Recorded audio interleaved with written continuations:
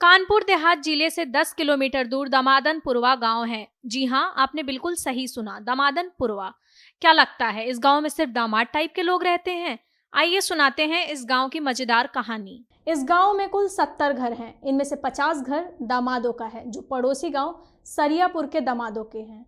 ये इतने ज्यादा दामाद इस गांव में आ कहां से रहे हैं? गांव के बुजुर्ग इस रात से पर्दा उठाते हैं। साल 1970 यानी 1970 में सरियापुर गांव की रानी की शादी जगमनपुर गांव के सावरे कठरिया से हुई। शादी के बाद सावरे ससुराल में ही रहने लगे। कुछ दिन तो हंसी खुशी गुजरे, लेकिन गांव वालों ने कहना शुरू किया कि दामाद जी जाइए। लेकिन दामाद जी जाने को राजी नहीं। तब गांव वालों ने बगल की एक जमीन उन्हें दे दी, लेकिन नाराज दामाद जी दिमाग लगा दिया।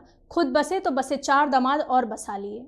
सावरे कठरिया जी तो अब इस दुनिया में नहीं रहे, लेकिन अपने जीते जी उन्होंने इस गांव में इतने दामाद बसा दिए कि आज गांव के 70 में से 50 घर दामादों के ही हैं। लेकिन मजेदार बात देखिए, सरकार तक इस गांव को गांव मानने के लिए राजी नहीं थी।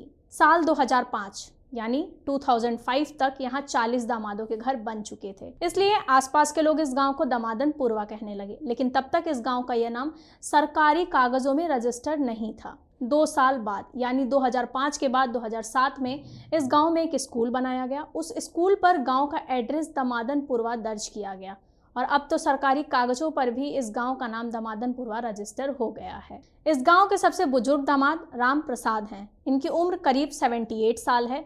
वह 45 साल पहले अपने ससुराल में बस गए थे। अब तो तीसरी पीढ़ी में भी दामाद यहीं आकर बसने लगे हैं। इसी तरह के जरूरी वीडियो देखने के लिए पत्रिका उत्तर प्रदेश को आज ही सब्सक्राइब कर लीजिए।